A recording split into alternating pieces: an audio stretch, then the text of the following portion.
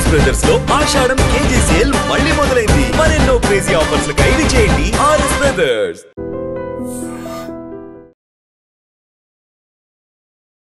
కోనసీమ జిల్లాలో దారుణమైన ఘటన వెలుగు చూసింది.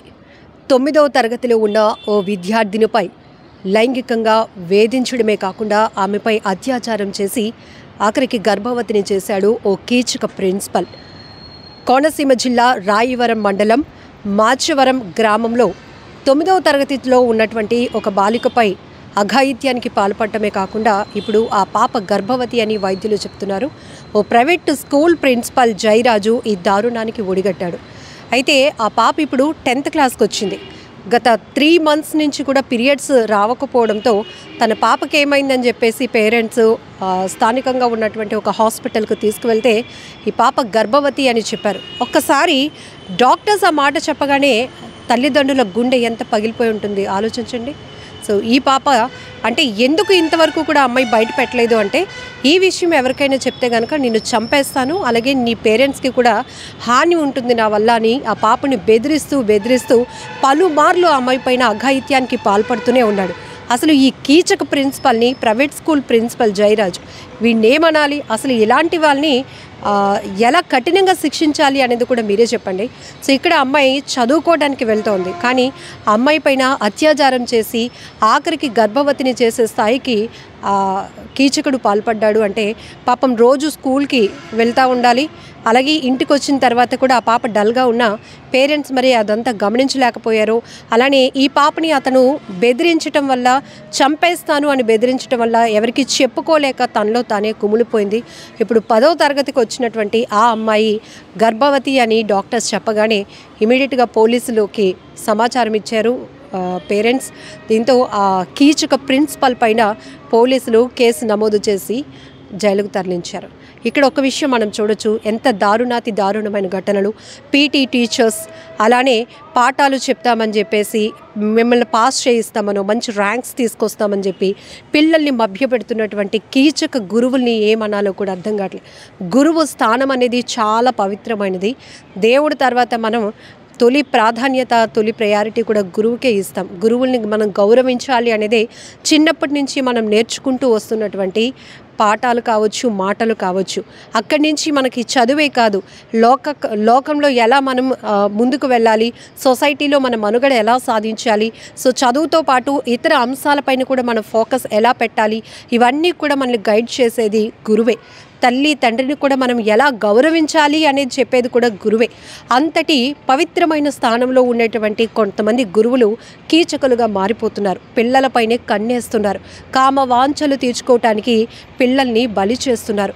ఇక్కడ విద్యార్థి దశ అంటేనే వాళ్ళు పూర్తిగా ఏం తెలీదు, పెద్దగా నాలెడ్జ్ కూడా ఉండదు.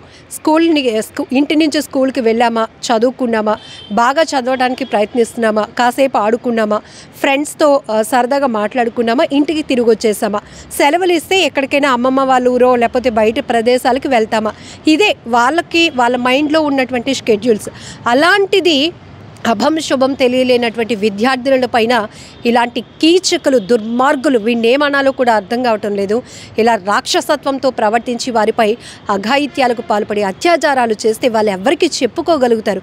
ఆ పాప ఎంత నలిగిపోయి ఉంటుంది. కేవలం నిన్ను చంపేస్తాను, ఈ విషయం బయట పెడితే మీ అమ్మని మీ నాన్నని కూడా చంపేస్తాను అని బెదిరించడం వల్ల అటు చెప్పుకోలేక ఇటు వాడి చేతులు నలిగిపోతూ ఎంతో ఎంతో ఎంతో నరక యాతన అనుభవించింది. ఆఖరికి సో ఋతుస్రావం అనేది మనకు తెలుసు, జనరల్గా ప్రతి అమ్మాయి దశలో ఎలాంటి మార్పులు వస్తాయో ఈ విషయంలోనే ఒక్కసారిగా అమ్మాయికి 3 months నుంచి పీరియడ్స్ ఆగిపోవడం వల్ల ఈ ఏజ్లో ఏంటి ఇలా జరుగుతోందని పేరెంట్స్ డాక్టర్ దగ్గరికి తీసుకువెళ్ళగానే మీ అమ్మాయి గర్భవతి అని చెప్పారు. ఆ మాట వినగానే ఆ తల్లిదండ్రులకు గుండెలు పగిలిపోయాయి. ఆ పాప ఎంత రోధించి ఉంటుంది. తను ఇప్పుడు 10th క్లాస్, మంచి ర్యాంక్ తెచ్చుకోవాలి, నెక్స్ట్ ఇంకా నాకు చాలా ఫ్యూచర్ ఉంది, నెక్స్ట్ ఏ కాలేజ్కి వెళ్ళాలి, లేకపోతే ఏం చదవాలి, ఇలా తన ఫ్యూచర్ని డిజైన్ చేసుకోవాల్సినటువంటి ఒక అమ్మాయి భవిష్యత్తును అర్ధాంతరంగా చెడగొట్టాడు, చెరిపేశాడు అని చెప్పొచ్చు. ఈ కీచక ప్రిన్సిపల్కి ఎలాంటి శిక్ష వేస్తే బాగుంటుంది, ఇలాంటి వాళ్ళు ఇంకొకసారి ఇలాంటి ఘటనలు రిపీట్ కాకుండా ఉండాలి అంటే కూడా చట్టాల్లో కూడా చాలా మార్పులు రావాల్సిన అవసరం ఉంది.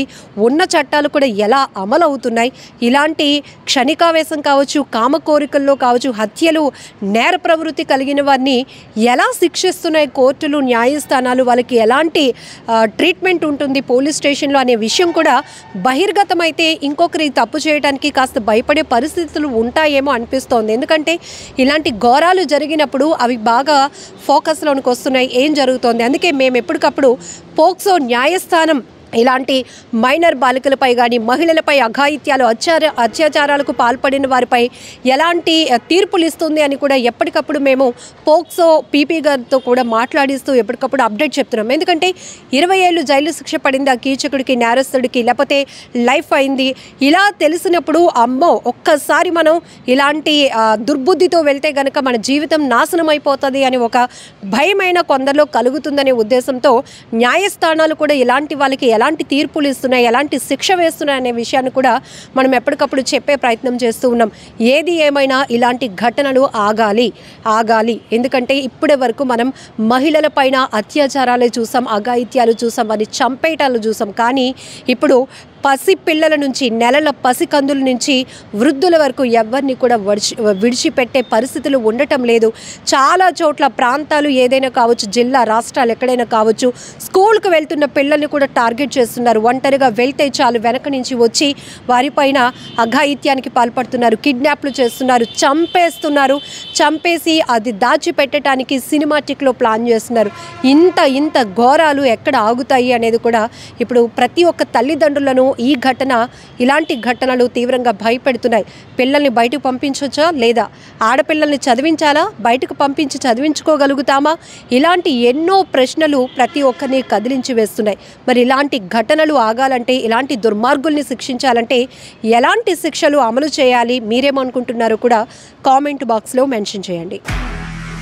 నిజంగా ప్రస్తుతం ఉన్నటువంటి సమాజం దేనికి ప్రయారిటీ ఇస్తుంది? ఆర్థిక సంబంధాల చుట్టూ మాత్రమే తిరుగుతుంది. మళ్ళీ ఎన్నికలంగానే చాలా విరక్తి కలుగుతాను. మంచి అనిపిస్తుంది కదా, లేడీస్ కూడా ఛాలెంజింగ్ జాబ్స్ చేసినప్పుడు చాలా బాగుంటది. ట్రాఫిక్ అసిస్టెంట్స్ గా నియమించిన ట్రాన్స్జెండర్స్ అందరితో సాల్యూట్ చేయించుకుంటున్నారు. ఫుడ్ డెలివరీ ఇవ్వటానికి వెళ్ళినటువంటి డెలివరీ బాయ్ అనిల్ పై కళ్ళ ముందు